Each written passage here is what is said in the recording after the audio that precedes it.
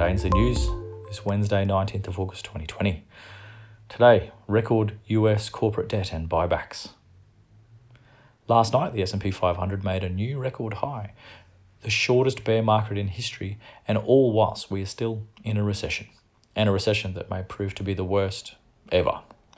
Whilst you woke this morning to gold and silver being still strongly up on a 24-hour basis, it was a very turbulent night for all assets.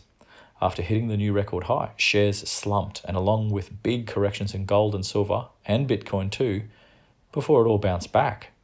Gold is back up around the US $2,000 mark this morning as we speak. However, it is the setup in the US market that is the topic today amid one of the most bemusing markets ever. US corporate debt has repeatedly been reported and discussed as potentially one of the key issues that could see a disorderly collapse of this debt-laden house of cards we call an economy. Regular readers and listeners will know we have written to both the sheer size and degrading quality of this debt for over a year now. And then, of course, the omnipotent US Fed stepped up to the plate as a buyer of such debt in their whatever it takes QE infinity program announced at the depths of the COVID crash.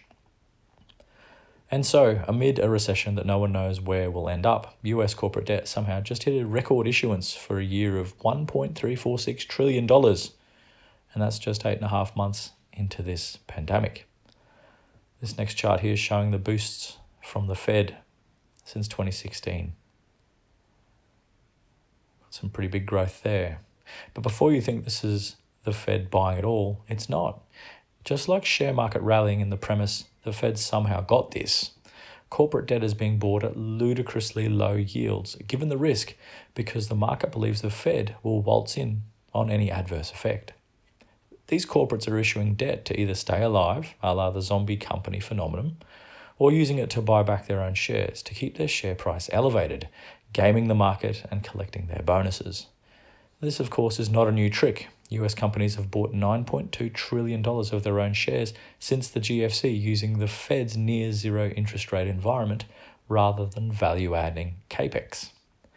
Apple, who have one of the biggest cash reserves of any entity in the world, went and raised a further $8 billion in what they smugly called their General Corporate Purposes Bond, paying just 2.5% for a 40-year term.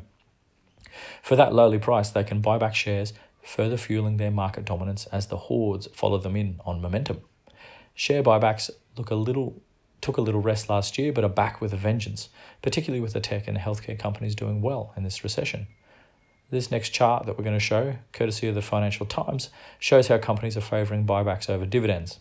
You will note the spike at the onset of the GFC before complete capitulation when the game was up.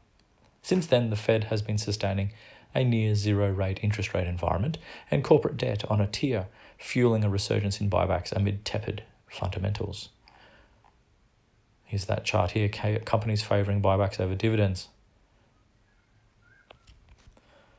This all has the traits of a market being gamed, where the downside of too much debt and resulting insolvency when the V-shaped recovery evaporates is not being factored in on the sole premise that the Fed will always step in and save the day. And that seems like a very big punt.